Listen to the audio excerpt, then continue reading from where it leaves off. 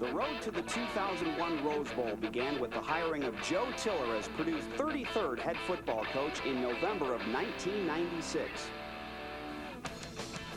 We're here to win a championship. We've won them in the past, and we will win them again in the future.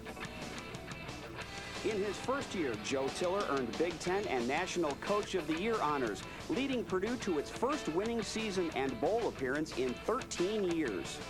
We knew what type of a system we were going to utilize. We had tremendous confidence in the system. You know, timing in life is everything, and the timing was good, but the fact that we had a tremendous amount of confidence in our system and our style of play, I think, really provided us with an edge, certainly over the other new coaching staffs that came into the league, because as you'll recall, there were 4 new coaches in the Big Ten that season. In 1998, Purdue recorded a second straight winning season and another Alamo Bowl victory, this time in dramatic fashion over 4th-ranked Kansas State. There's a difference between having a good team and having a good program. Schools or programs from time to time will have that one good season, but then they'll do a little backsliding. And of course, our goal is not to do any backsliding, but to continue to improve on what we've been able to get done to date. In 1999, the Purdue football team reached the next level, picking up a 3rd straight winning season and a trip to the Outback Bowl on New Year's Day 2000. Boilermaker players, coaches, and fans eagerly anticipated the championship season Coach Tiller had promised. Everyone should know us by now. We think we can win them all, you know, so we felt a combination of 2 things, the preparation on our team's part, plus our schedule, based on who we were playing at home and who we were on the road against, that we had a chance this year to win it all.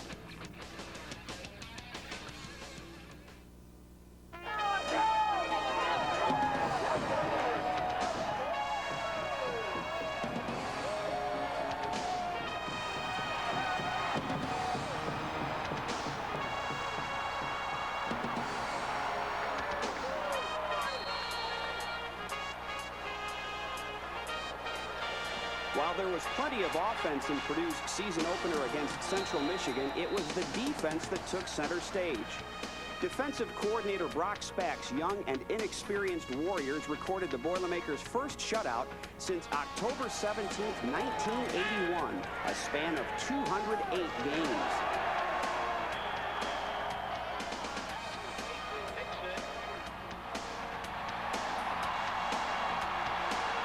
The defense limited the Chippewas to 215 yards of total offense. Redshirt freshman linebacker Landon Johnson led the way with 10 tackles, including 2 for loss and a sack.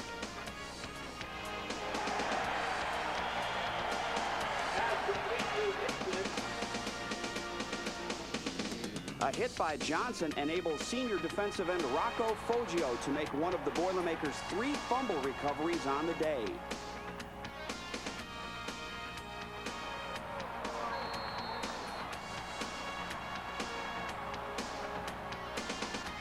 The offense was led by Drew Brees and his senior-laden offensive line.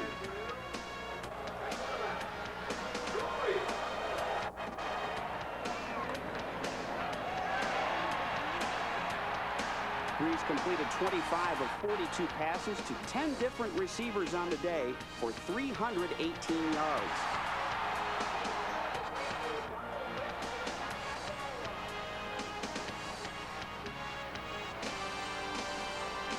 Brees began his record-setting season with 3 touchdowns in a little over 3 quarters. Number 1 was a 28-yard surprise pass to sophomore blocking tight end Pete Lockheed on a 3rd and 1 play. Number 2 was a 14-yarder to junior tight end Tim Stratton, who later in the season would be named the inaugural recipient of the John Mackey Award as the best tight end in college football. Brees recorded touchdown pass number 3 on a 7-yard play to freshman wide receiver John Standiford to round out the Boilermakers' scoring. A goal for the Boilermakers at the start of the season was to improve their scoring proficiency within the red zone. It didn't take long to find out that this year's squad had the power to drive it home from in close, as the Boilermakers' first 3 touchdowns of the season came via the run. And last but not least, junior kicker Travis Dorsch nailed field goals from 43 and 45 yards, giving him 36 for his career and tying the school record set in 1987 by Jonathan Briggs.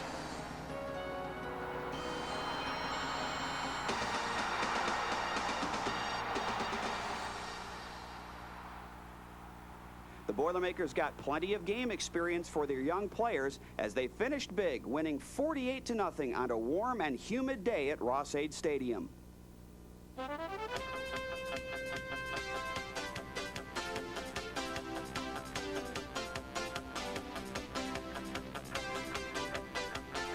Perhaps it was overconfidence in playing a second game against an undermanned team in as many weeks, or a lack of focus and intensity. Whatever the reason, the Boilermakers were not so sharp at the start of the game against Kent State.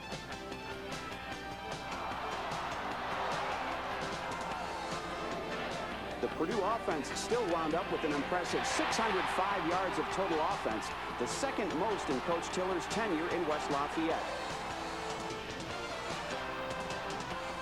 Junior cornerback Ashante Woodyard and Landon Johnson finally got things going for the Boilermakers with a strip and fumble recovery at the Kent State 44.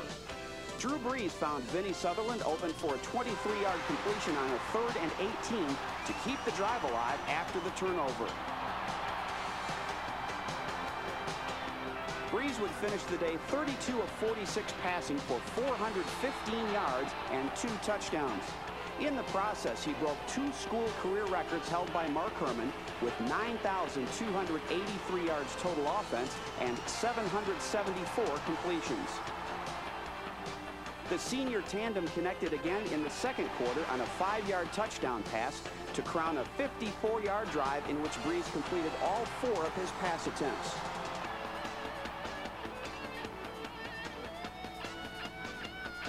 Sutherland, who caught 6 passes for 86 yards on the day, also got 1 rushing as he followed number 78, all Big Ten senior tackle Matt Light, to the end zone on this 8-yard scamper. Kicker Travis Dorsch became the career field goal leader with his 37th, a 35-yarder that put Purdue up 24-3 at halftime. Brees and company then went back to work on offense and put the Golden Flashes away. Brees finished off the 73-yard drive with a 5-yard run for a 31-10 lead. On the Boilermakers' next possession, Brees hit Tim Stratton for a 28-yard gain. Stratton would finish the day with 7 receptions for 105 yards. Brees recorded his second rushing touchdown at the close of the 3rd quarter, capping an 89-yard drive.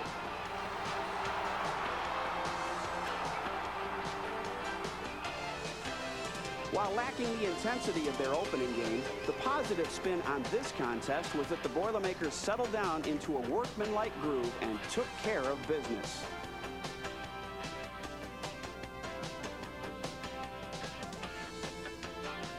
With Drew Brees at quarterback, talented receivers, and a strong, experienced line, the offense was set. But championships are won with defense. While Purdue's young and inexperienced defenders had performed extremely well in their first 2 contests, the next 3 games would be where defensive coordinator Brock Spack's unit would come of age. What was the philosophy of the Boilermakers defense this season, and what made the unit so successful?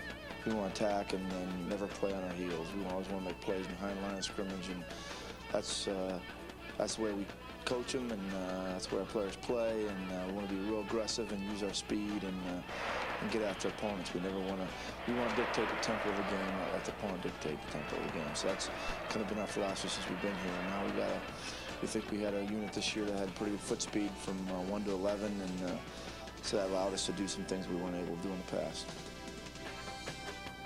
I think our defense really settled down when Joe Odom returned to the lineup, and I think that's maybe a point that's missed in the 2000 season from a defensive perspective. And the reason I say that is because when Joe returned to the lineup, it was almost as though it was a domino effect.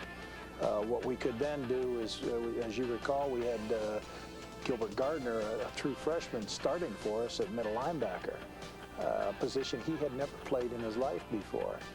And that was out of necessity, of course. Once Joe returned to the lineup, that then freed up Gilbert to play another position. Well, guess what? Gilbert, we had decided, was going to be a very effective linebacker, and we liked the idea of him playing strong side linebacker, but Aiken Ayadale was there. So guess what? Aiken Ayadale then, if we moved Gilbert to strong side linebacker, Aiken then could go back to playing defensive end.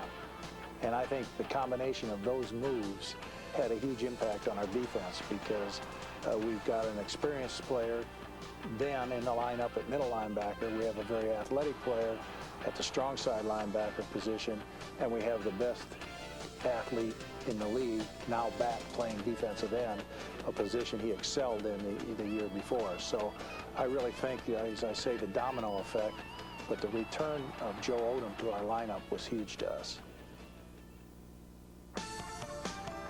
Some say it was the leprechaun and the luck of the Irish. Others say it's the mystique of the Golden Dome and the ghost of Newt Rockne haunting Notre Dame Stadium that doomed 13th-ranked Purdue's visit to South Bend. In the end, however, it was Purdue's own failures that resulted in defeat.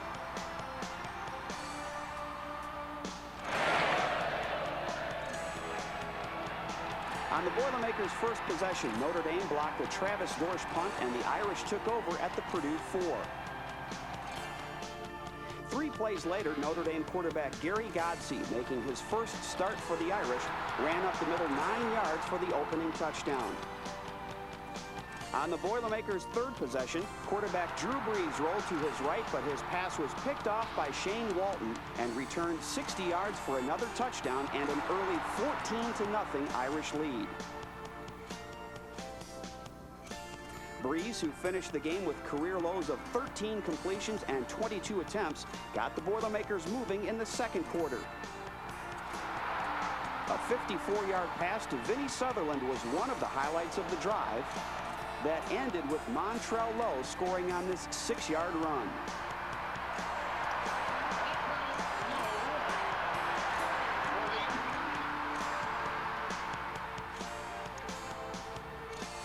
Notre Dame countered when place kicker Nick Setta, eventually the hero of the game, hit a 47-yard field goal to put the Irish up 17-7.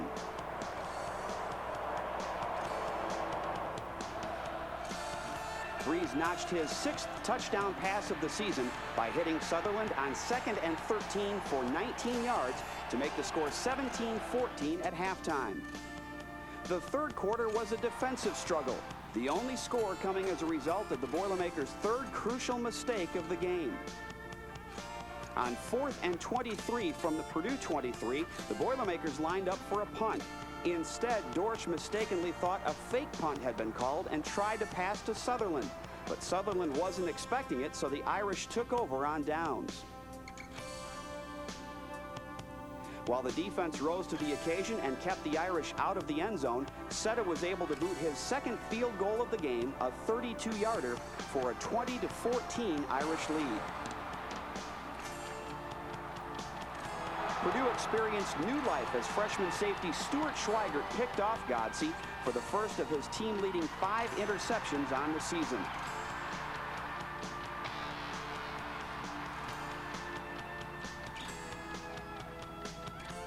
After trailing the entire game and suffering through critical errors, the Boilermakers took advantage of the Irish miscue to take a 21-20 lead with 3:39 left in the game. Brees marched the Boilermakers down the field for 77 yards in 12 plays, capped by this spectacular 22-yard reception by Sutherland in the end zone.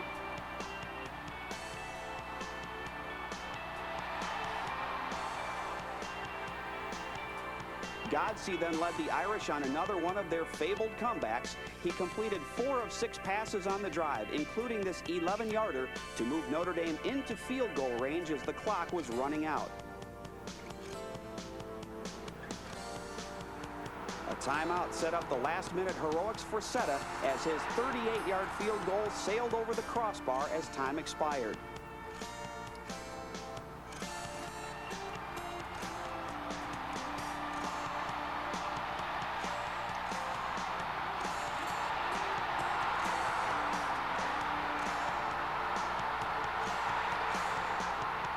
Unfortunately, in the end, solid defense and good offensive play were not enough to overcome the problems in the punting game as the Boilermakers tasted defeat for the first time this season.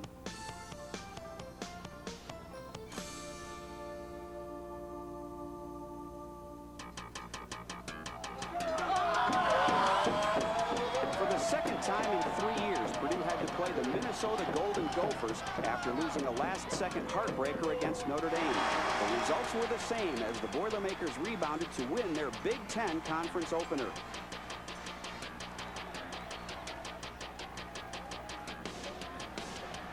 Purdue racked up 531 yards on offense as Drew Brees completed 33 of 49 passes and rushed for a career-high 88 yards.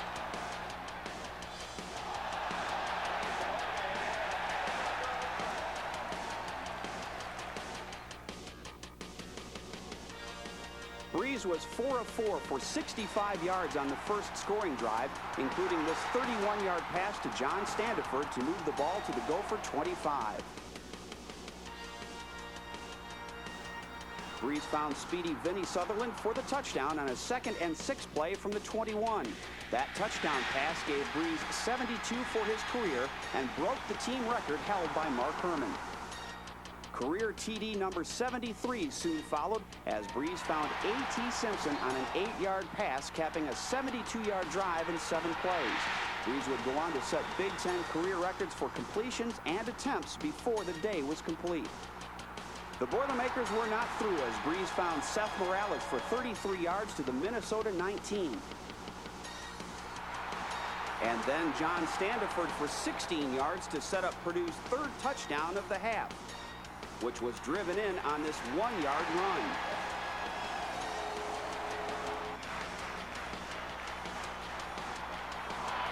The Gophers could muster only 85 yards total offense in the first half as Purdue's youthful defense continued their strong play. Cornerback Ashante Woodyard led the team with 9 tackles for the game, including this crushing hit in the first quarter. The Purdue offense opened the second half with a 65-yard scoring drive that essentially put the game out of reach. The touchdown came seconds later on this 3-yard run. The Gophers' best offense turned out to be the not-so-special play of Purdue's special teams. Minnesota scored after a snap sailed over punter Travis Dorsch's head and was recovered at the Boilermaker 4-yard line. A second Gopher touchdown was the result of this blocked punt that was returned to the Purdue 14. The Boilermakers used the running game to lock up the victory as Brees went the final 11 yards on this quarterback sweep to really enjoy the touchdown.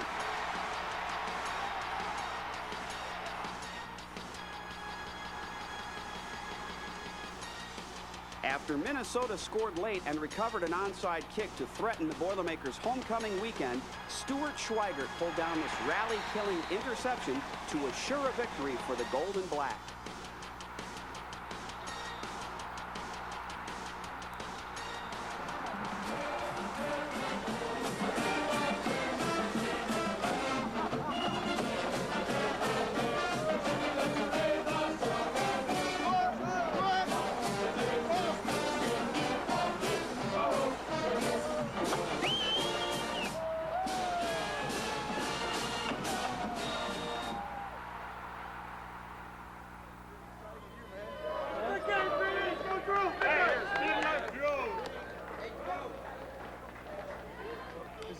Starts, baby. Let's go. Win on 3. 1, 2, 3. There's an old adage in sports. It's not who you play, but when you play them that often decides the outcome of a contest. That notion became painfully familiar as the Boilermakers faced an emotional and determined Penn State squad. The Nittany Lions, reeling from a 1-4 start, had vowed to rally in tribute to their freshman cornerback Adam Talaferro, who was seriously injured the previous weekend against Ohio State.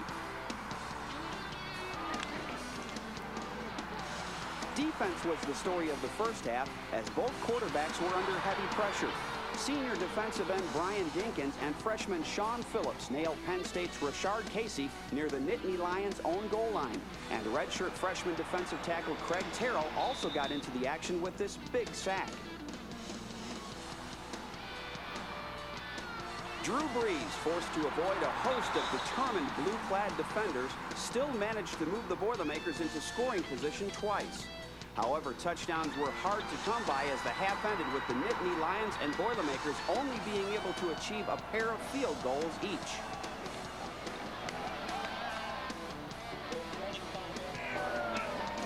On a ball tipped by defensive tackle Matt Mitrione, sophomore linebacker Joe Odom picked off Casey at the start of the third quarter to give the ball back to the Boilermakers.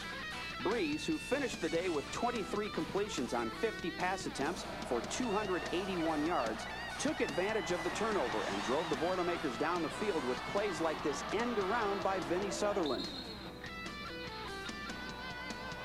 The 42-yard drive was capped off when, in a switch of roles, Sutherland found Brees wide open for a 5-yard touchdown pass.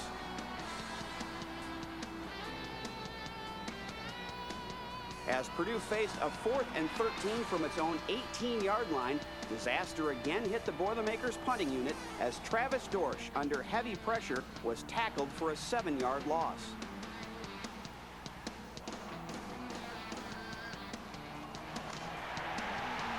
Four plays later, the Nittany Lions scored on a 1-yard run but could only take a 15-13 lead because Odom was able to block the point after attempt.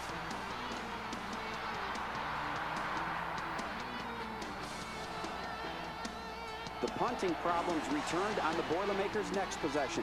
Purdue, facing a 4th and 2 from its own 19, had Dorsch tackled again, this one going for a 13-yard loss.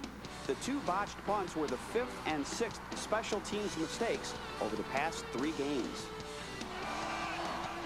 Taking advantage of the Boilermakers' generosity, Casey scored on a 2-yard run into the end zone as the fateful third quarter came to a close.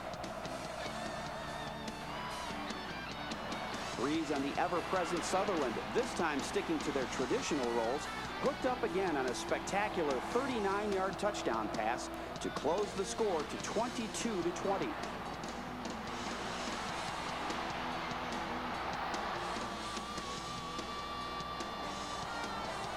The defense made a superb stand with Mitrione getting this tackle for a loss, followed by Phillips making this stop on a 3rd and 9 play, getting the ball back quickly for the Boilermakers. Purdue drove to the Penn State 29-yard line, thanks in part to this critical 4th and 1 conversion by Montrell Lowe with 3:30 left in the game. However, the drive stalled, forcing Purdue to go for the field goal and a 1-point lead. But Dorsch's 46-yard attempt sailed just wide of the left upright. The Boilermakers were not yet finished as they took over on their own 5-yard line with 1:23 left in the game.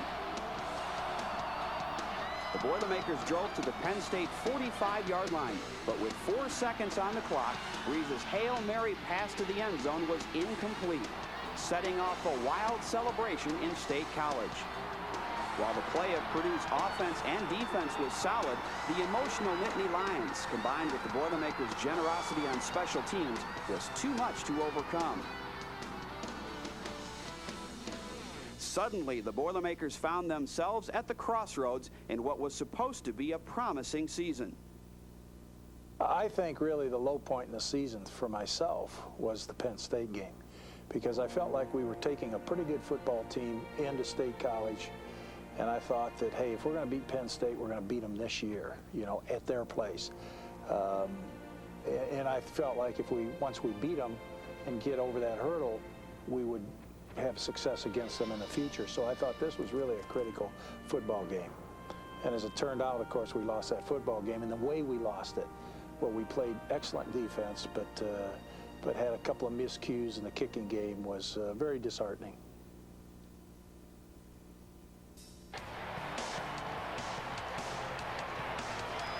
A most amazing month of football began when the 6th-ranked Michigan Wolverines visited Ross-Ade Stadium to do battle with the Boilermaker squad that needed a victory to stay in the Big Ten race.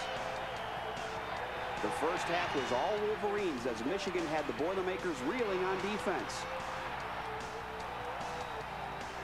Quarterback Drew Henson and company amassed a whopping 351 total yards on offense. I believe it's a confidence thing. Our guys were, didn't know if they belonged in the same field as Michigan. They came off at halftime, hey, they were embarrassing ourselves. And to give Michigan credit, they executed very well. They executed perfectly in the first half, and we didn't. On 3rd and goal from the Purdue 5, Henson threw an incomplete pass while the Wolverines also were flagged for holding. Incomplete. There's a penalty marker on the field. Indication holding against Michigan. Rather than refusing the penalty and conceding a field goal, Coach Tiller accepted the penalty, giving Michigan a second chance with less than a minute to play in the half. Henson wouldn't be denied and promptly drilled all Big Ten receiver David Terrell with a 15-yard touchdown pass, completing an 89-yard drive. But I thought it was a calculated risk at the time and a good one because we needed to show our football team that we had confidence in them. And that was our theme at halftime, was have confidence in yourself, confidence in your teammates, confidence in the system. It was a calculated risk that we took there, and it turned out negative, but who's to say? In the end, it turned out very positive.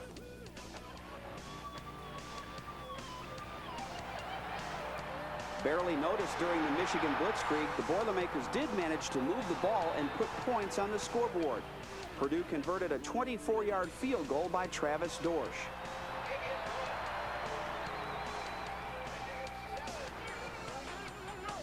Breeze finished off an 80-yard drive when, on a 3rd and 5 play, he found Vinny Sutherland on this 25-yard touchdown pass.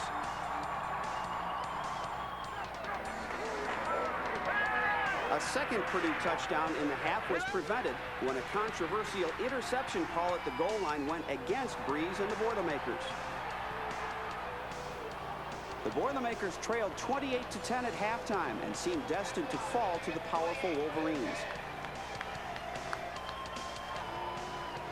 When we go in at halftime, we meet with our players and coaches. And on the offensive side of the ball, we felt like we were moving the ball and we're doing about what we wanted to do. Everything was going our way against Michigan. We didn't have as many points as they had, obviously. But we were moving the ball. We threw an interception down on the 1 or 2 yard line and a questionable call that maybe we could have got more points. So we're comfortable with where we were at halftime. Our players were very focused and very positive and having a lot of fun in the locker rooms.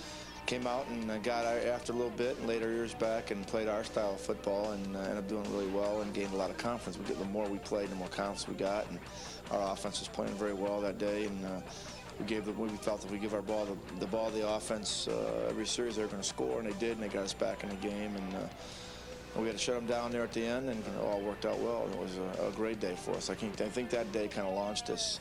We were having great success moving the football, and I felt like if our defense could get it together and get it going, why, we'd have some chance for success in the second half. I, not in my wildest imagination, would predict that we would hold Michigan to less than 100 yards of total offense second half based on the terrific first half they had. They had the ball 4 times and scored 4 times. So certainly I think the second half of the Michigan game was really the turning point in our season. Playing with unbridled passion and aggression, the Boilermaker defense held the Wolverines to just 79 total yards in the second half.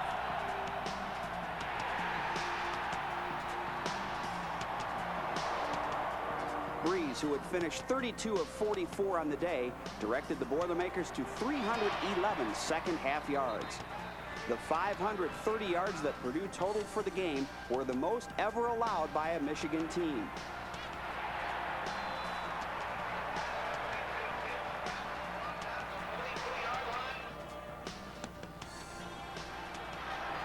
Purdue's first drive covered 75 yards and featured this 29-yard run by Montrell Lowe to the Michigan 30.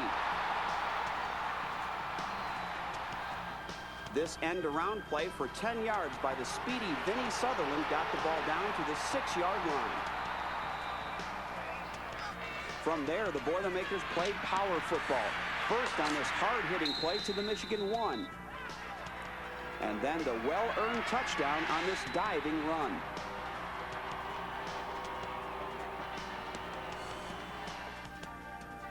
On Purdue's next drive, Breeze broke Mark Herman's record for career passing yards on this pass to John Standiford. But even more important on the drive was the touchdown that followed as Lowe ran it in from 16 yards out on this strong run up the middle.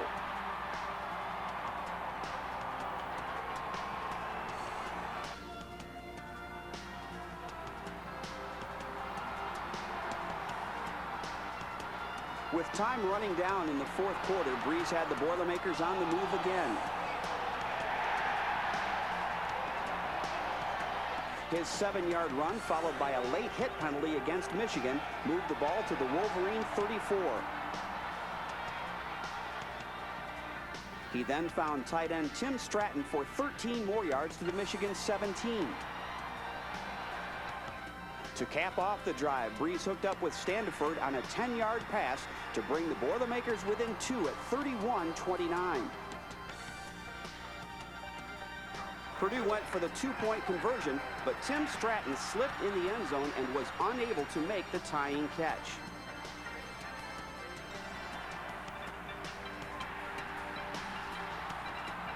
After another strong defensive stand, it looked as if fate was going to be unkind to the Boilermakers again when Travis Dorsch missed a potentially game-winning 32-yard field goal with 2:11 left in the game.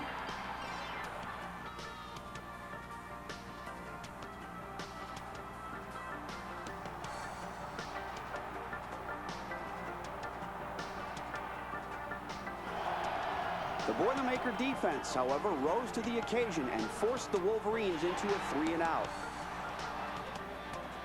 Purdue took over on its own 41-yard line with 1:41 remaining and no timeouts. The first miracle of October was about to unfold. Breeze first ran for 11 to the Michigan 49.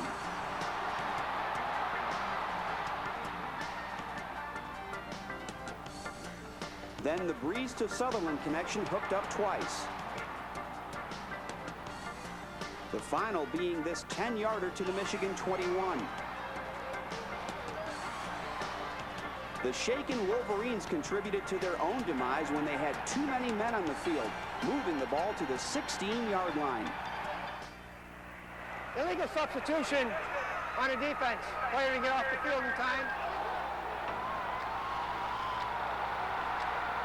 Dorsch was presented with a second chance, and he made the most of it. This will be a 33-yard attempt.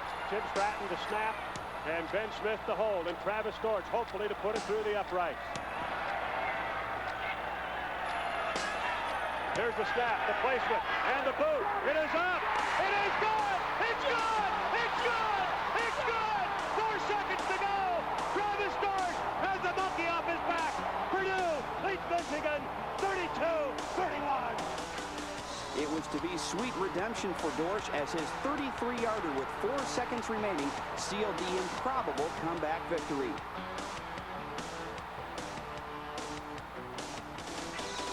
Mighty Michigan had fallen, and new life had been breathed into the Boilermakers' run for the Big Ten championship.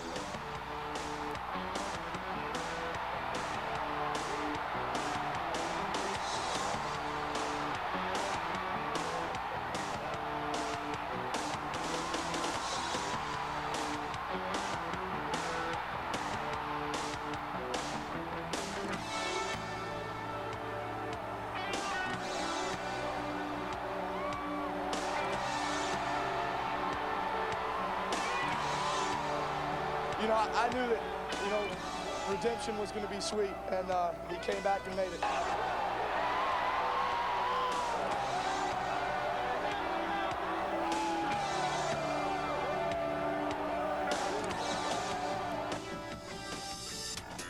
The key to any title run is the ability to win on the road.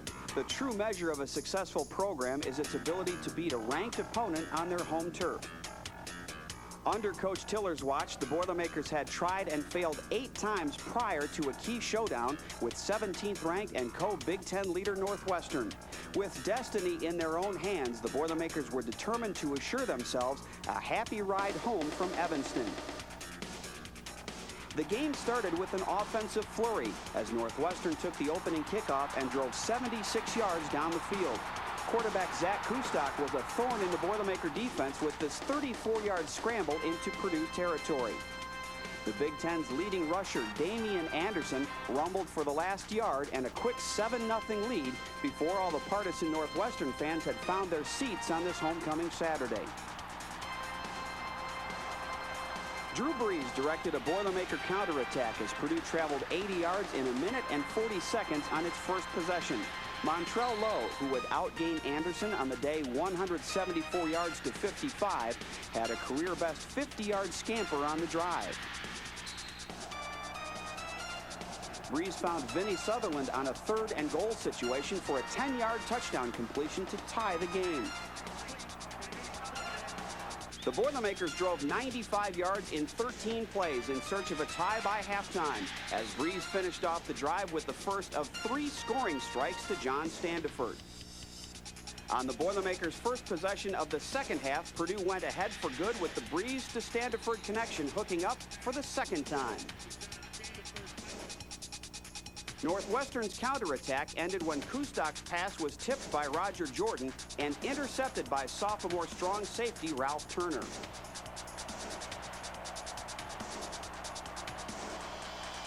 With Purdue taking over at the Northwestern 47, the Boilermakers wasted little time in taking advantage of the turnover.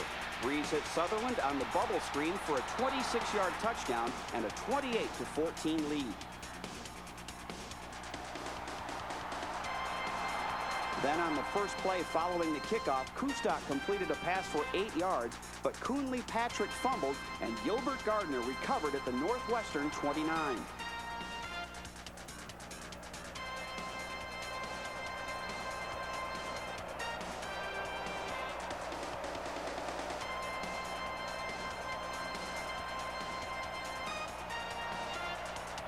Capitalizing on the mistake, the Boilermakers needed only 2 minutes and 44 seconds to score again and put the game out of reach.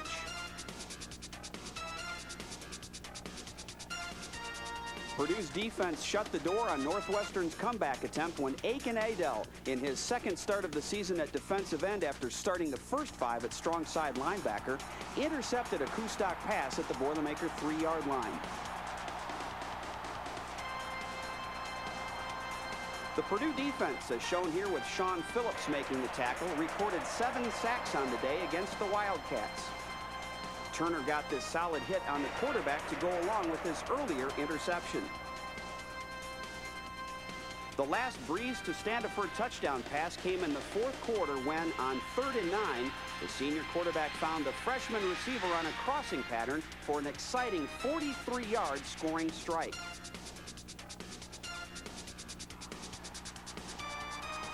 By handing the Wildcats their first loss in league play, and with Ohio State's surprising loss at home to Minnesota, the Boilermakers now found themselves in a 4-way tie for first place in the Big Ten, heading into their 8th game of the season.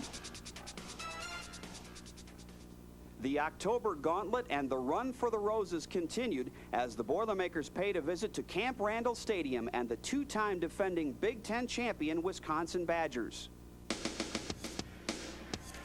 After a scoreless first quarter, the Badgers got their homecoming crowd on its feet as freshman quarterback Jim Sorgi, getting his first start, engineered a 70-yard scoring drive, culminating in a 28-yard strike to Chris Chambers for the touchdown.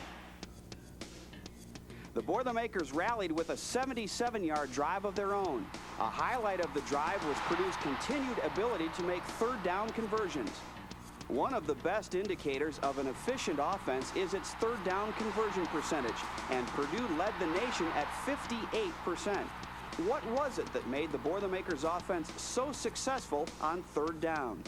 Everyone makes much ado over the third down conversion. We feel like it's a ramification of first down, and we constantly preach to our kids about the efficiency on first down. And this group of players have been with us a long time, and they finally bit in and understood how important it was to be successful on first down.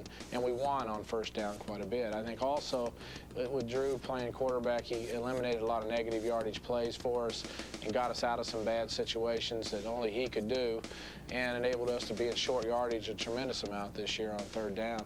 Purdue's first scoring drive ended in dramatic style when A.T. Simpson hauled in this 30-yard strike for the touchdown.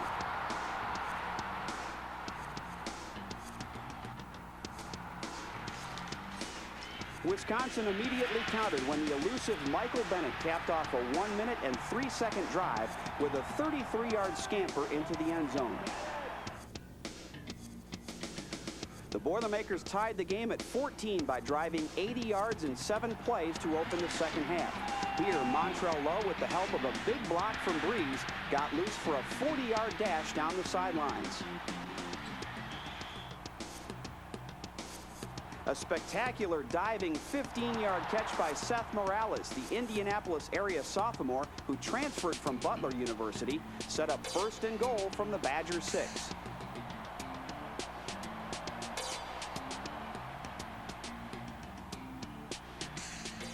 Then Breeze, who would finish his career with more rushing yards than any Division I quarterback, who also threw for at least 10,000 yards, finished off the touchdown drive by taking it in himself.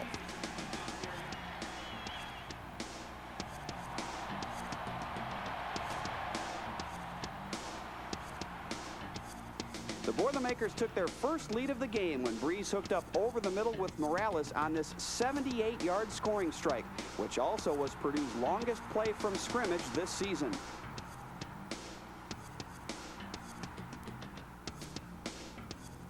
On that play, Breeze became the Big Ten's career passing leader, overtaking Iowa's Chuck Long.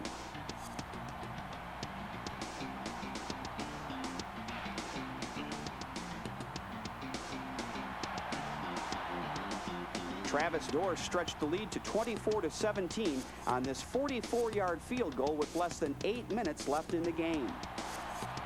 Facing fourth down at the Purdue 38-yard line with time running down, Sorgi and Chambers again connected for a first down on a 24-yard pass play to the Purdue 14. Sorgi finished off the 62-yard drive with this game-tying 5-yard pass to John Sigmund with 3:50 left on the clock.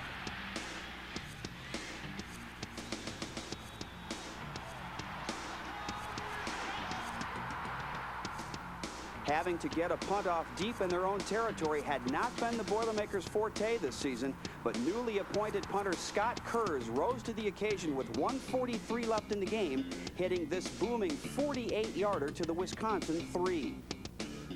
The defense turned in an outstanding day, led by Stuart Schweigert, who had a team-high 12 tackles, including this shoestring stop on Bennett, and Aiken Adel with 9 tackles, including 4 for loss.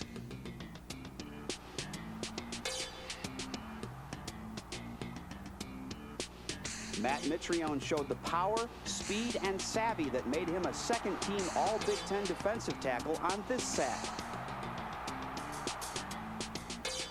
Senior cornerback Chris Clopton forced this turnover, recovered by Adel, that preceded the Breeze to Morales game-turning touchdown. With the score tied at the end of regulation, the game moved into overtime. The Boilermakers, playing in only their second overtime game in school history, responded with a series of plays that were key to their championship season. Having won the toss, Purdue elected to go on defense first. The Badgers put the ball in play at the Purdue 25. On the first play, Bennett, who ran for 188 yards on the day, was stopped for no gain. Then Sorgi and Chambers were finally stopped as Ashante Woodyard knocked down a pass at the goal line. After a 5-yard penalty, Adel sacked Sorgi for the 3rd time in the game, this one for a 13-yard loss, setting up 4th and 25 from the Purdue 40. Wisconsin opted to try for the lead with a 58-yard field goal attempt from Vitaly Pisetsky. Then came the second miracle of October.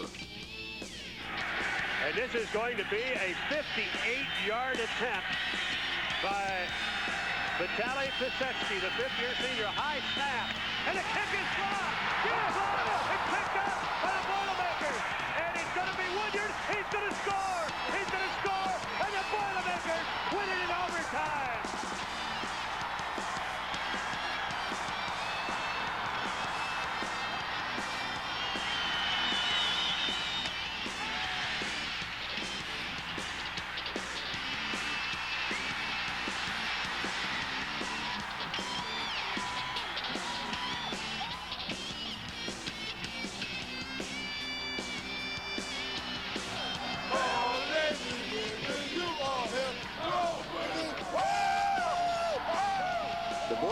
Left Wisconsin with the victory and still tied for first place in the Big Ten.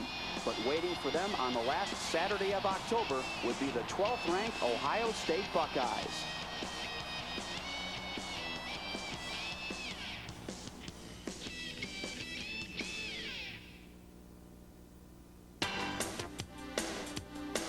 The Boilermakers and the Ohio State Buckeyes hooked up in an unforgettable contest in Ross-Ade Stadium for what was to become the key match in deciding the Big Ten championship. Aiken Adel led a determined team effort on defense as he notched 8 tackles, including 3 for loss, 2 sacks, 2 pass deflections, and this interception of Ohio State quarterback Steve Bellisari at the Buckeye 45.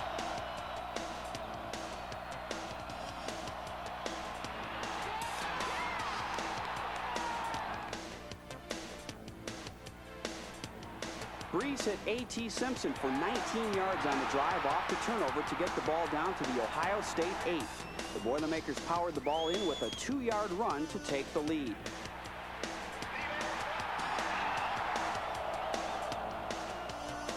The defense assured the halftime lead as Craig Terrell continued his outstanding play with this big sack on Bellisari.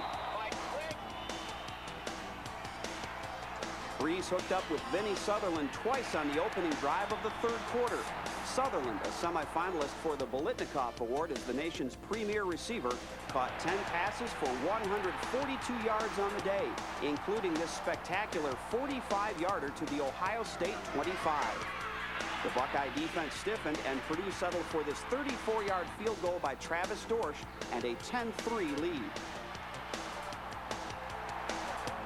Forced to pass on the next series of downs, Bellisari was 3 of 4, including this completion to a wide-open Reggie Germany for 22 yards to the Purdue 1.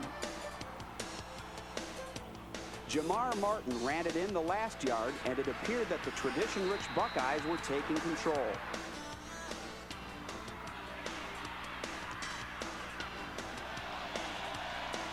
Ohio State seemed on the verge of a blowout as Nate Clemens returned a Purdue punt for 83 yards, outracing Jason Lorenzel, the Boilermakers' last hope for a tackle, to score this touchdown.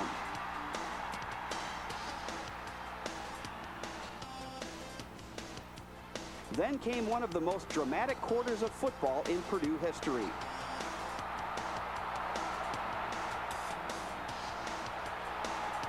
Breeze went to work, hitting John Standiford for 32 yards to the Ohio State 41.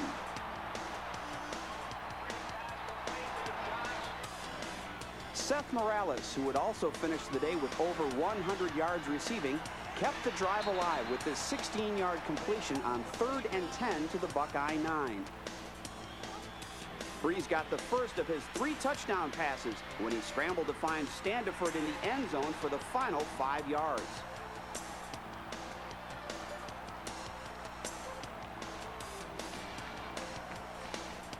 Breeze then marched the Boilermakers another 90 yards down the field to take the lead. On the way, he hit Tim Stratton for 14 and 9 yards, both on 3rd and 5 plays, to keep the drive alive. Stratton finished the day with an even 100 yards receiving on a career-high 12 catches. This feat marked only the 2nd time in Purdue history that 3 receivers would reach the century mark in a game. Senior leadership again played a key role as on Purdue's next drive, Breeze and Sutherland connected on 3 critical receptions. The final catch came on this 3rd and 5 play from the Ohio State 19. Sutherland caught Breeze's pass in the right flat and then flashed his famous speed to outrace the Buckeye defenders to the corner of the end zone with 5:59 to play. After Matt Mitrione and the rest of the defense held, it appeared that all the Boilermakers would need to do to earn this hard-fought victory was maintain possession and run out the clock. But it wasn't to be that simple. Instead, the final minutes turned into some of the most dramatic in Boilermaker history, and Heisman Trophy candidate Drew Brees found himself at the center of all the action. With 3:11 left in the game, Brees was blitzed by Ohio State linebacker Joe Cooper, and his pass in the right flat, meant to be thrown away, was picked off by safety Mike Doss and returned 33 yards to the Purdue 2-yard line, with Brees making this touchdown-saving tackle. The Buckeyes would not be denied as they capitalized on what was Brees' 4th interception of the game and ran it in for the score with 2:16 left to play. The scene was now set for the 3rd and final miracle of October. After an inspiring kickoff return of 31 yards by Chris Clopton, the Boilermakers proved that they were championship contenders and that Brees was deserving of his Heisman Trophy finalist nomination.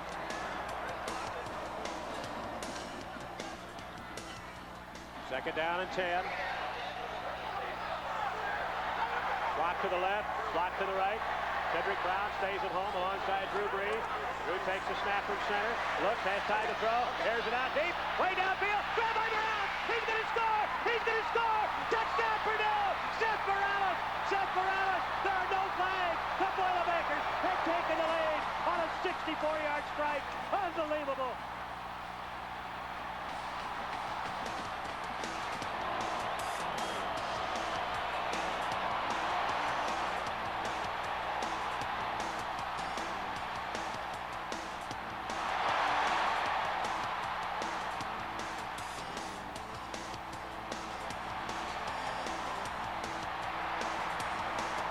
The senior leader, who would go on to be named the Maxwell Award winner for the best player in college football, redeemed himself with perhaps the biggest play of a season filled with big plays.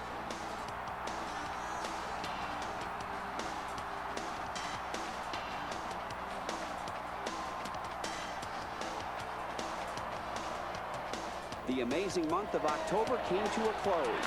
During that stretch, the Boilermakers rallied in all 4 contests as they were able to defeat the 3 other title contenders as well as knocking off the defending league champions.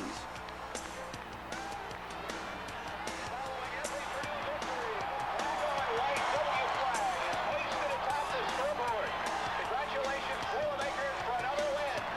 The final score, Purdue 31, Ohio State 27.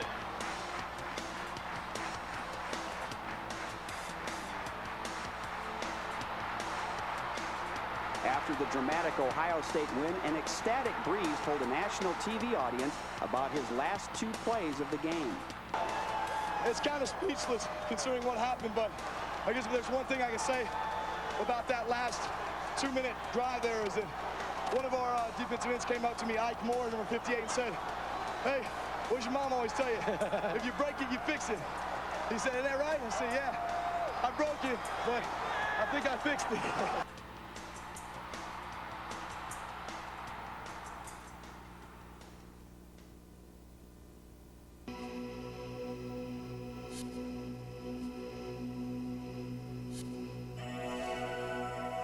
In the world of sports, there are always certain plays that will be remembered forever and associated with the name of a great athlete.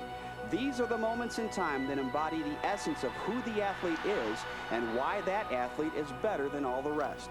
Such is the case with Drew Brees in the final 3 minutes and 11 seconds of the Ohio State game. Turning failure into triumph, Drew Brees experienced the defining moment of his career at Purdue with a 64-yard touchdown pass to Seth Morales that will be remembered as one of the greatest moments in Boilermaker history. The play was 74X Z-pole, which he had a hitch route to his left. He went from a hitch route by the number 1 receiver to a fade route to the number 2 receiver to a skinny post by number 3 and an even skinnier post by the number 4 receiver. And the first one was covered, the second one was covered, the third one was covered, and we got all the way to this fourth one. And like I said, very few quarterbacks will get that far in their progression because they'll start to panic a bit in the pocket. One of the most remarkable facts about Drew Brees is that in 37 career starts, he never sustained a significant injury. In fact, he never missed a snap.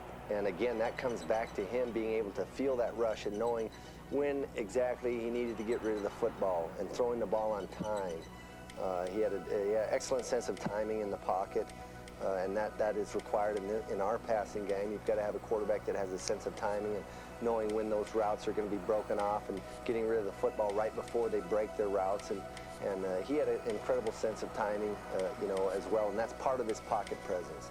Guy could sit in the pocket, he'd cut the ball loose before a receiver would get out of his cut. And he just understood the timing of the passing game.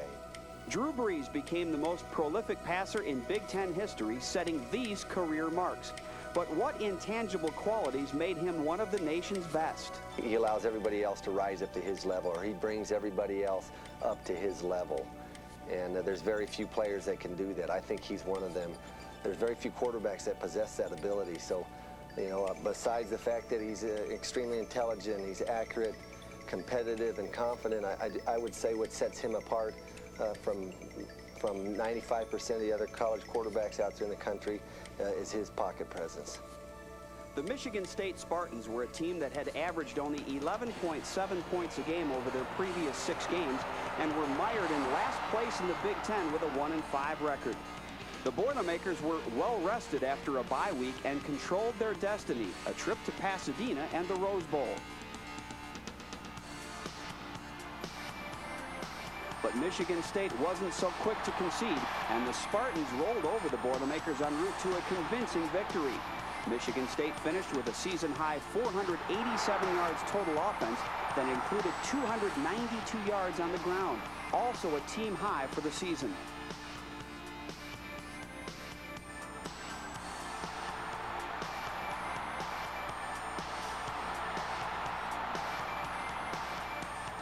On this day, there was little positive to say about the Boilermaker offense, as the 10 points scored in the game were the fewest ever in Coach Tiller's 4-year tenure at Purdue. The Purdue offensive highlights boiled down to 6 catches by Seth Morales, this one going for 17 yards.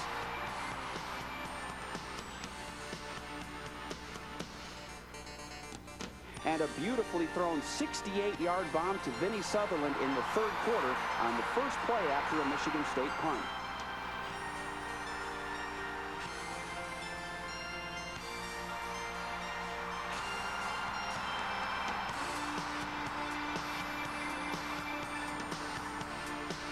Travis Dorsch had the other 3 Purdue points on a 36-yard field goal late in the 1st quarter.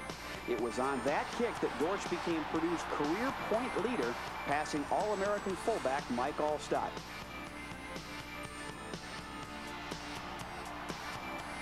Stuart Schweigert was the defensive leader with 14 tackles and this rather unique interception in the 1st quarter.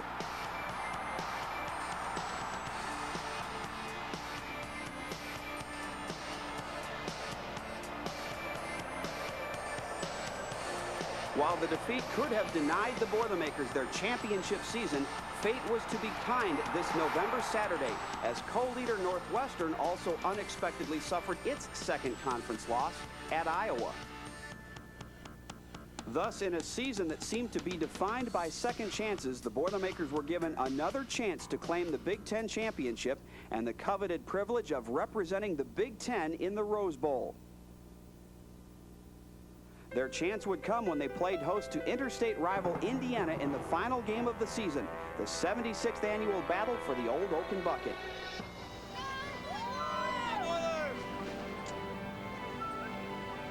While it was a cold, windy, late Saturday afternoon in November, you wouldn't have known it in West Lafayette. The atmosphere on campus was absolutely electric as more than 69,000 fans descended upon Ross-Ade Stadium, along with an ABC television audience, to witness this one-game shootout and a moment in Boilermaker history.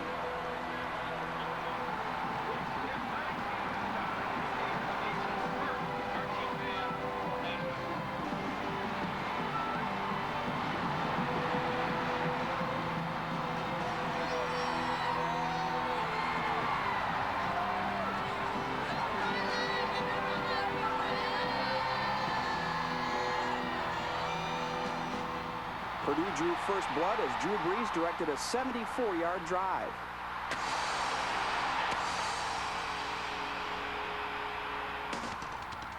It was capped off when Montrell Lowe, who rushed for a career-high 208 yards, scored the first of his 4 touchdowns on this 12-yard burst.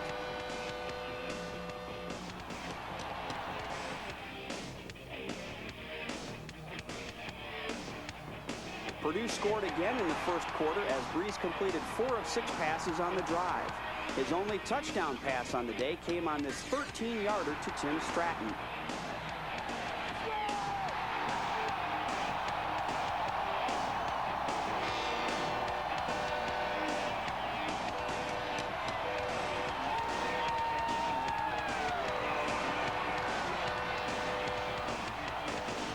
Indiana's elusive quarterback, Antoine Randall got the Hoosiers moving early in the second quarter.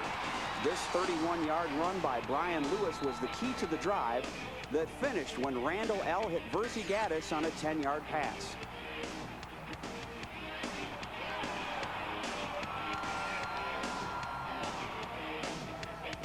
Purdue countered as Brees directed an 11-play, 65-yard drive that featured this 14-yard pass to Vinny Sutherland to move the Boilermakers to the Indiana 1.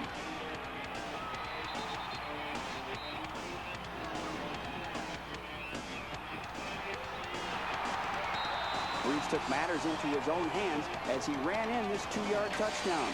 Brees would finish with 85 yards rushing on the day. The third quarter belonged to the Boilermakers and Lowe as the sophomore tailback scored twice, the first one coming on this 6-yard run.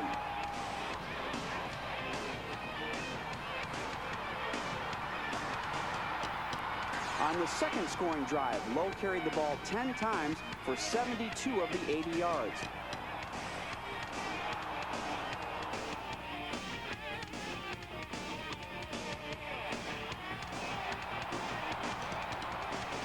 The final carry was this 8-yarder with 2:54 left in the third quarter.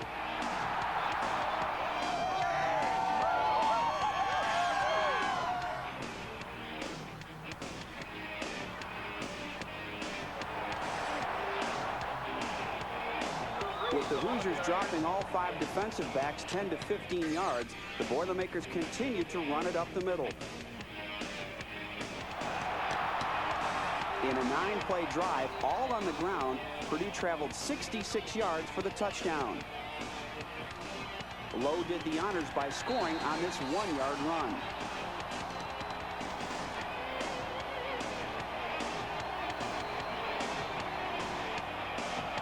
Landon Johnson led the defense with 11 tackles, including this stuff.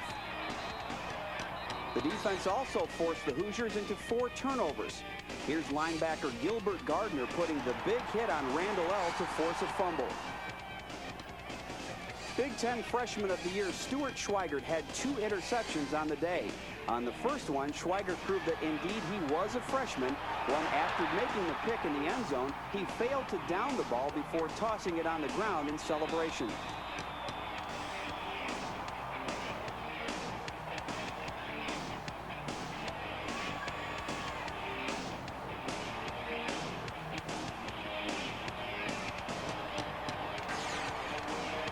His second interception was without incident, proving that defensive coordinator Brock Spack had successfully corrected the mental breakdown in their sideline discussion following the end zone faux pas.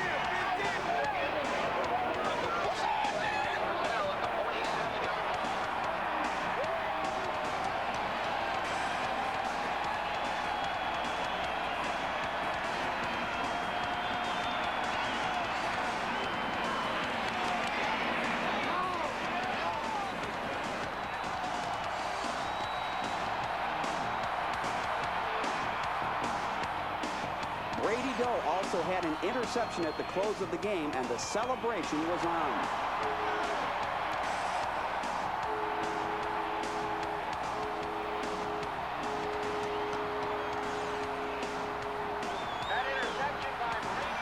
At 6:53 p.m. Eastern Standard Time, history was made, ending a 33-year Big Ten championship drought and a 34-year Rose Bowl dry spell.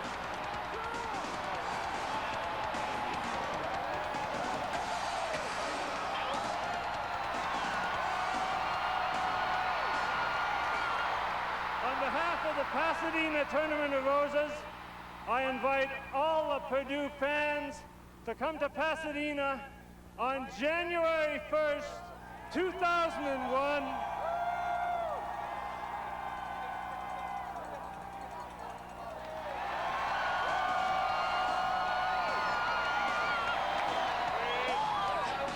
Hey, Boilermaker fans, would you ever thought that we'd be going to the Rose Bowl in November, baby?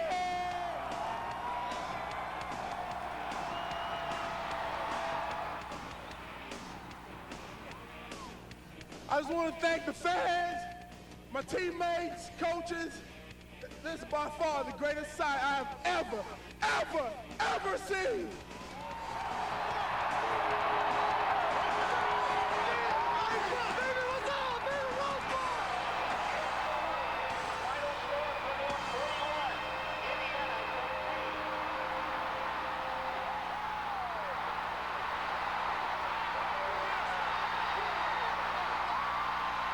Purdue had not witnessed such a rosy scene in West Lafayette for 34 years.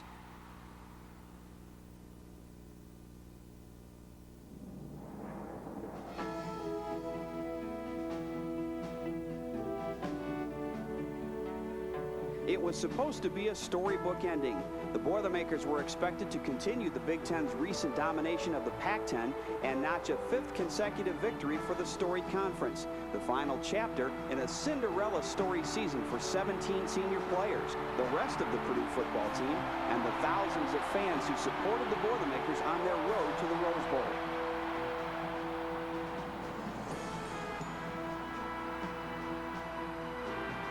Perhaps it was a bad case of nerves, or bad luck, or maybe running into another team playing at an emotional high in dedication to a fallen comrade.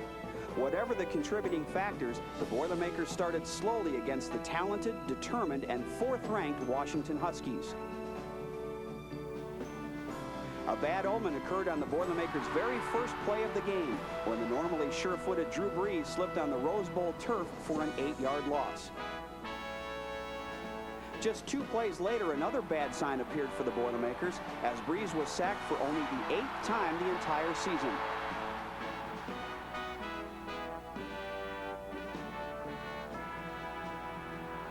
A third bad sign for Purdue was that the Boilermakers uncharacteristically committed 6 first-quarter penalties.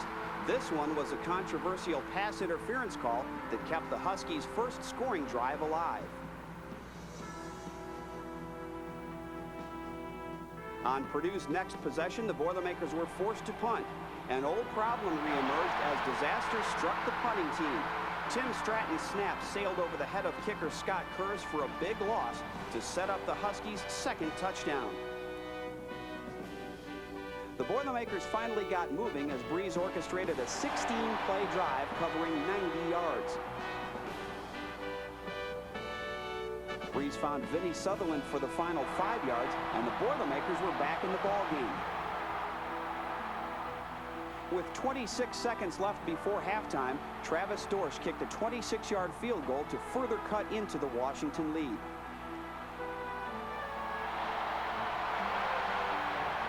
Washington's Rich Alexis ran 50 yards on the first play of the second half as the Huskies' drive culminated in a field goal and a 17-10 lead. On the ensuing kickoff, Sutherland responded with this outstanding 51-yard return to give Purdue excellent field position.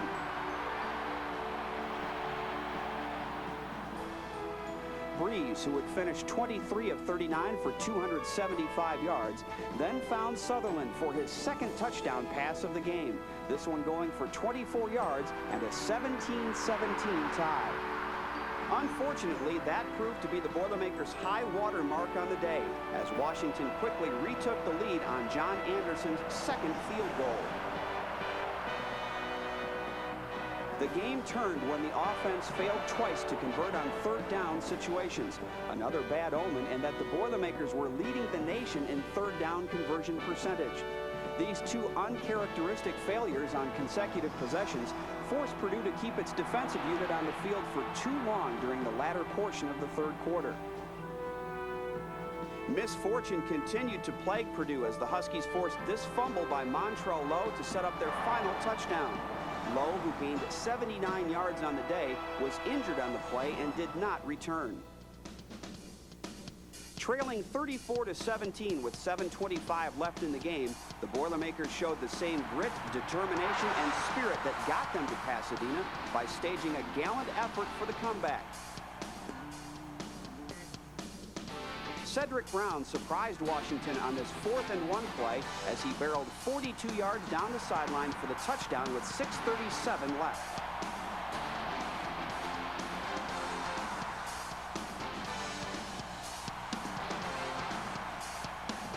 The tiring defense forced Tuiasosopo into a turnover when the Huskies' signal caller attempted to lateral the ball at the end of a strong 26-yard run.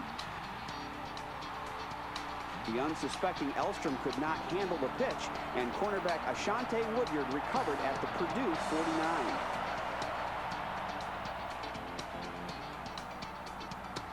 Good fortune finally ran out on the Boilermakers when, after the offensive drive stalled with 4:54 left, Dorsch was wide left on a 42-yard field goal attempt.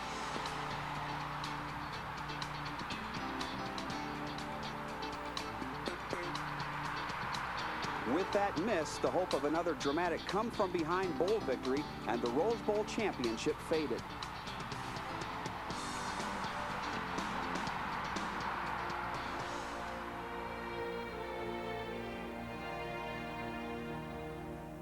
While the team and its faithful followers were disappointed in the final score, in retrospect, the loss in no way diminishes the extraordinary achievements of this very special collection of young men and their coaches.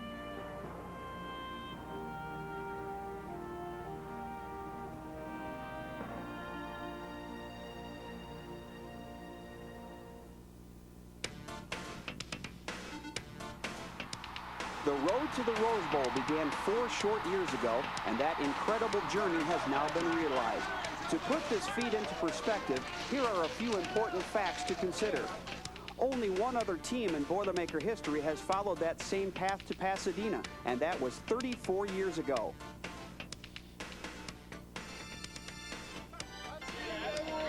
Along the route, Purdue captured its first Big Ten championship in 33 years.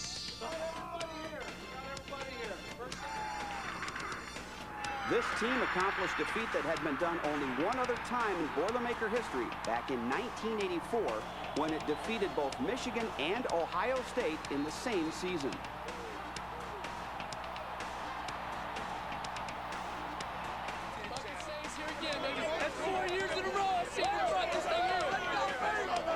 The seniors on this squad and Coach Tiller can boast that they never lost the old oaken bucket during their 4 years at Purdue, something last accomplished in 1986.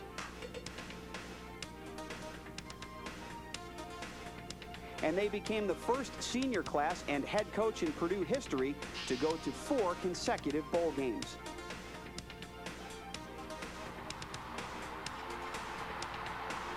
In 3 out of the 4 seasons since Coach Tiller's arrivals, his teams have won 6 games in Big Ten play. Before that, the last time any Purdue squad won at least 6 games in conference action was 1980.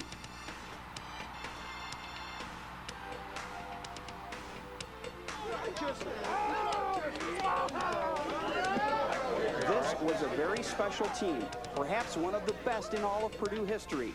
And this season will be one for us to cherish for years to come. It was a season of milestones and a lifetime of memories.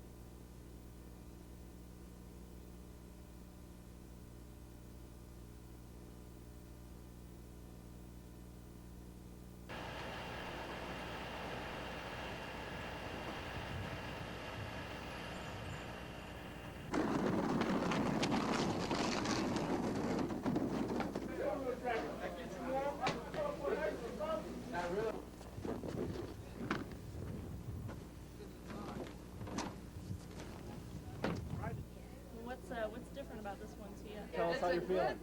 Great. I can't wait to get to Pasadena where it might be a little bit warmer than it is right here.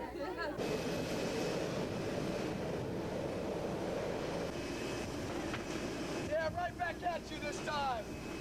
There we go. There we go. I'll get all of y'all too. It was fun. It's a business trip, Mike. We got these ties on and everything. What are you going out there for? We think we know. Yeah, we're points. Pounds, that is. He's supposed to be here. Joe and his wife Ardette, if We're getting refuel. Hello, Stu. Good morning, America. from Kate. Jim.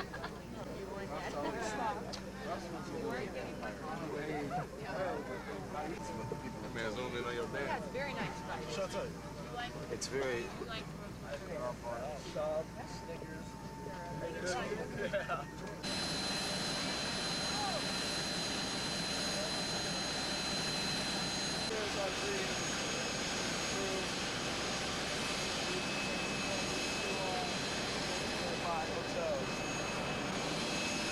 There you go.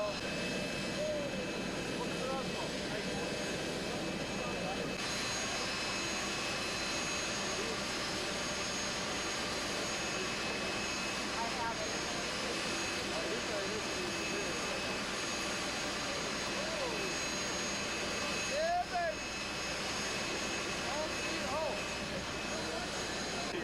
How's your trip, okay? Great. Well, good. Happy to have you. Appreciate you guys coming over. Our pleasure. The greater Lafayette community and the state of Indiana, we look forward to a great contest with the University of Washington Huskies.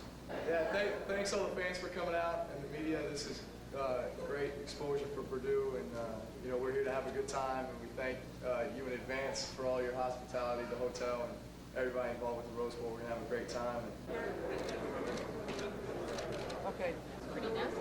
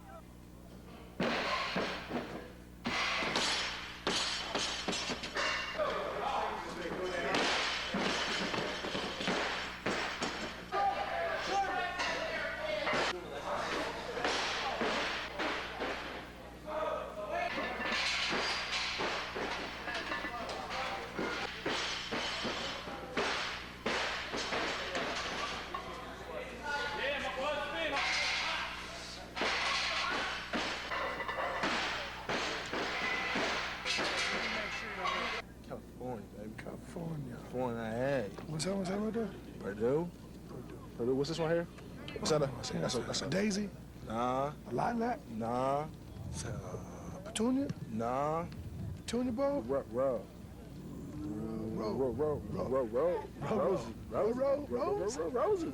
Red roses.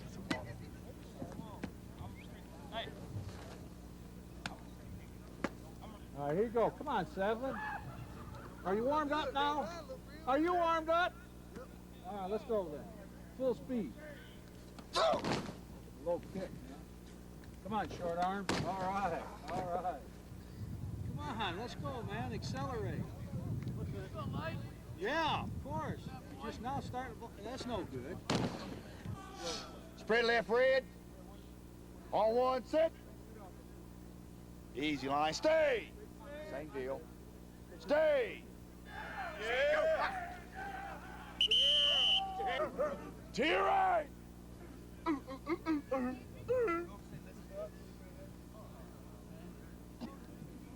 Coliseum, off the turf. About time we got here. 4 years been worth it. Relax, clock up.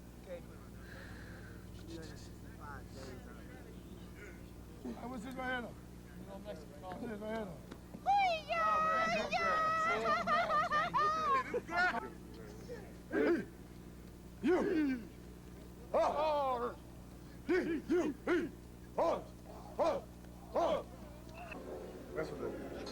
Christmas time.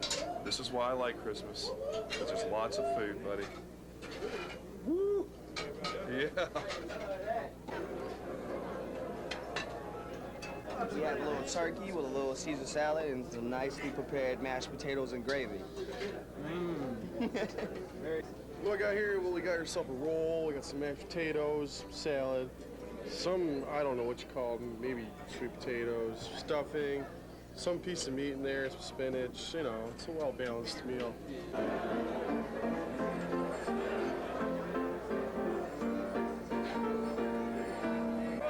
Merry Christmas! Can I sit on your lap? Come on up. Sure. I want you on my lap, big guy.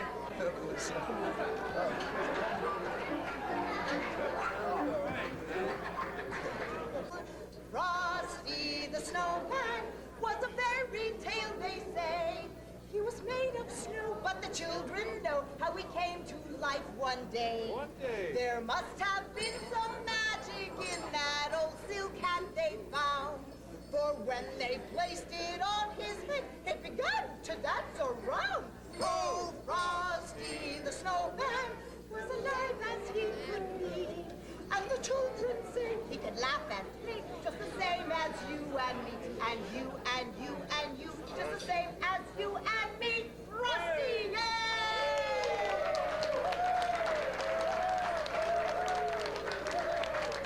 Ho, ho, ho, who would know? Ho, ho, ho, who would know?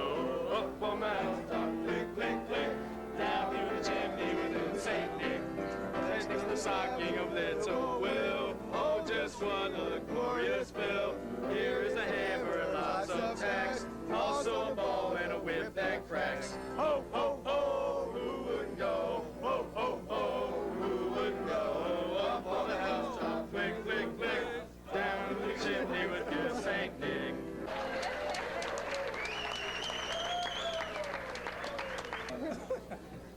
Here you go. There you go, Joseph. Enjoy your wristband, okay? UCLA. I hear you. I hear you. Did you get Drews? You a St. Louis Rams fan? Yeah. They made the playoffs. Think they gonna repeat? Yeah. Something, man. That's my. Yeah, you can have whatever you want, man. No, somebody.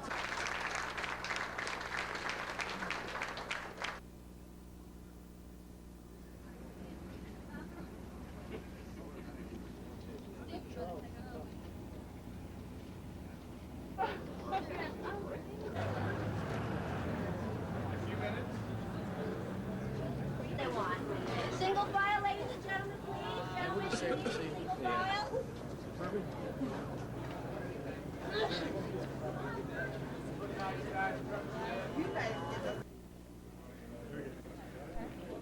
All right. Thank you very much. Thanks, guys. Thank you.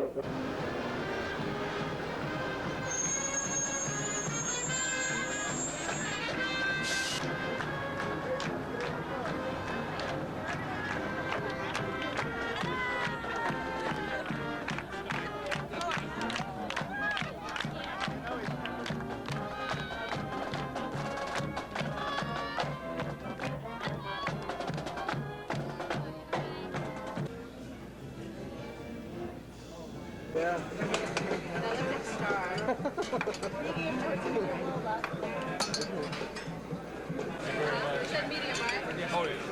Working on two. I had 1.5. I'm done. So you got 3 left? Indeed, dude. We'll try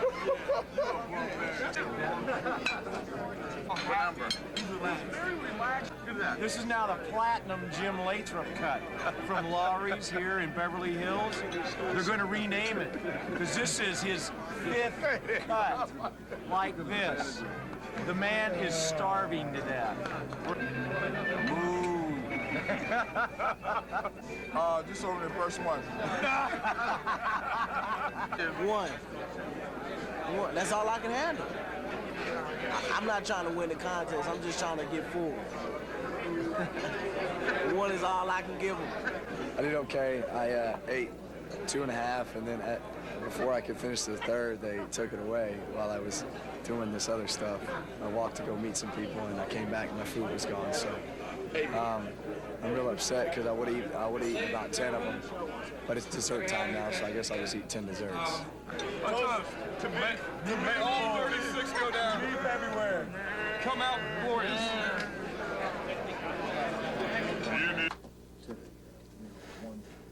Taking one prop kid. We went to Idaho State. Do you remember? No. They had a guy there the next year.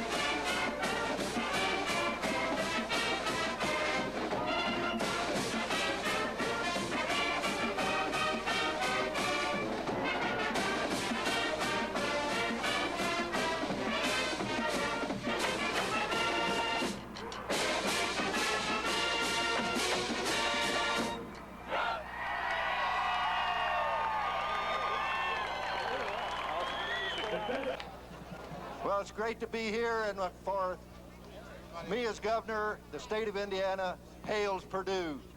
Welcome to Purdue University's newest regional campus, Purdue Century City.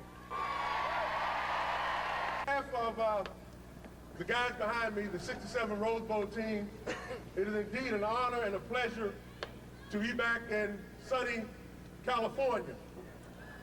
We appreciate the turnout today. A lot of these guys have made sacrifices to be here, but we would not have missed this game for anything in the world. As a proud Boilermaker, as the first team, we would like to salute Coach Tiller, his magnificent coaching staff, outstanding young men for a job well done. Welcome to the Gregory.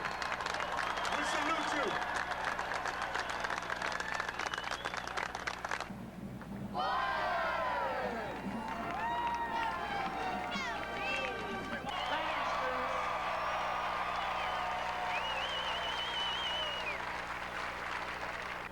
Boilermakers, if it feels good, say yeah!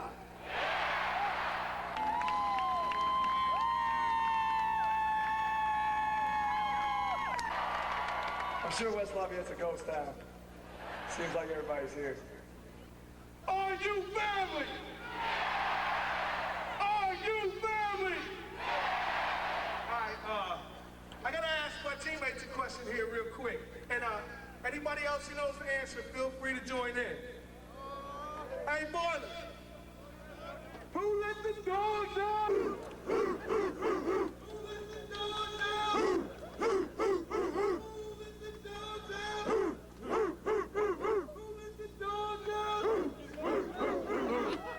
Ladies and gentlemen, I'm very honored to present the head coach of Purdue University, Joe Tiller. This is the second best looking crowd I've seen. And I don't mean that in a negative manner at all. The best one that I've seen this year was the one that spilled onto the field after the IU game when the Boilermakers were Big Ten champs and headed the Rose Bowl.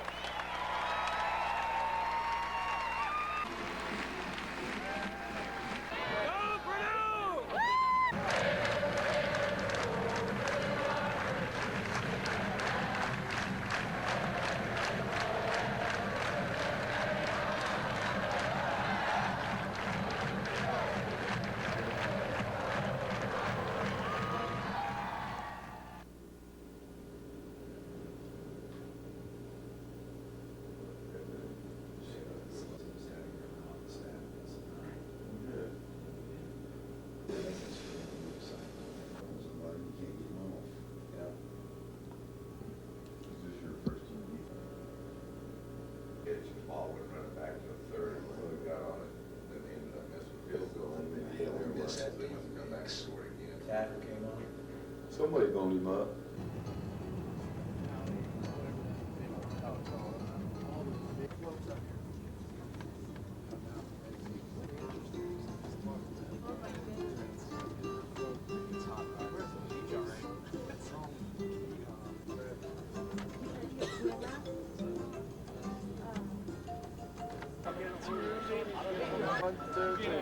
Wonderful.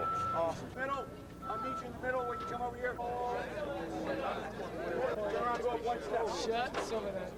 Stop, you on the bottom again.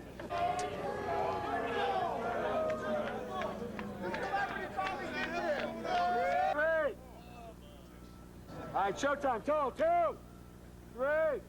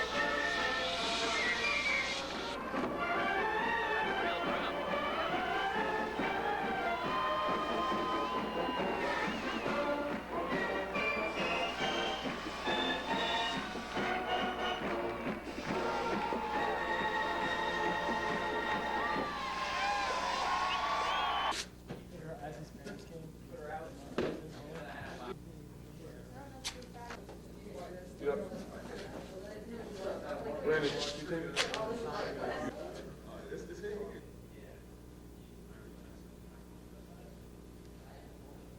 No, all right. 13 days or 15 days a year. And then when they made the deal for UCLA, they buried it for 20 days. Now that they have the stock provision.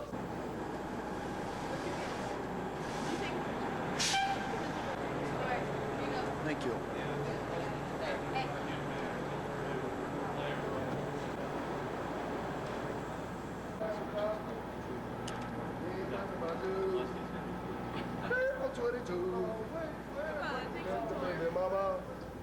With Rovers, not Hondas. From the bed to the car. Break the law.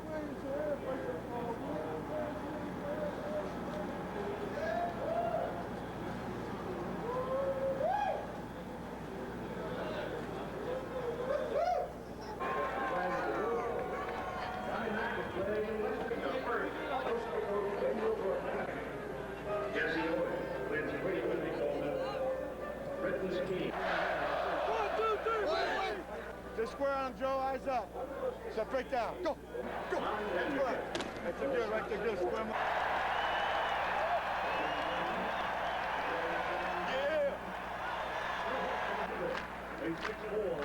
Best of luck to you, partner. Great job.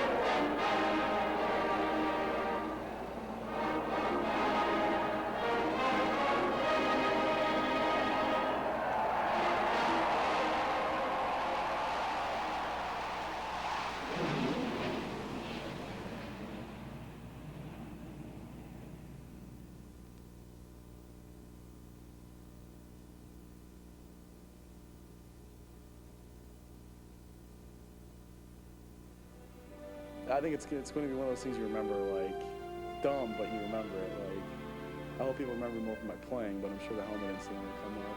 And the best part about when the kid gave the helmet back, there was like a note in it, and the note said, "I'm sorry about the inconvenience. I hope this helmet brings as much pleasure to you as it brought me." I'd say the very last play of the Wisconsin game is one that just kind of stands out in mind. When we blocked that field goal and ran it back, that kind of exemplified our whole season. That if you come to a Purdue game, we may be down, but we're never out until the clock says, zeros across the board. And, that's what I think got us here is the fact that, we play extremely hard and we never give up and we give it that attitude, every single play. And we've been successful. And that's, I think, the big reason why we came away with the Big Ten championship this year. I guess the Wisconsin game when I scored the touchdown, that was a big time for me. Yeah, my mind was going faster than that. I was just thinking, man, I hope I don't drop this ball. I hope I don't kick it. I hope somebody don't beat me to it. It was a whole bunch of things I was thinking on. I was thinking about picking it up and scoring.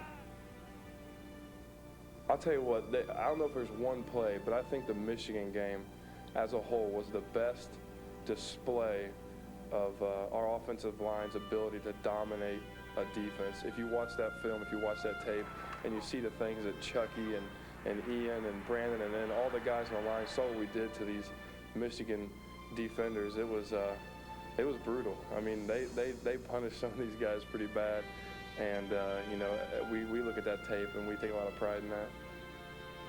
I take my fondest memory of the year would probably be the Michigan game as well. When I look at what we had to come back through mentally as a team from the Penn State loss, I felt that we bounced back and we saved the whole season through the Michigan game. I guess really that Michigan game was the fondest memory because it showed a lot of character of our team not to give up at halftime. We were down by a lot of points, and to come back and win that game, I think it set up the rest of the season for us.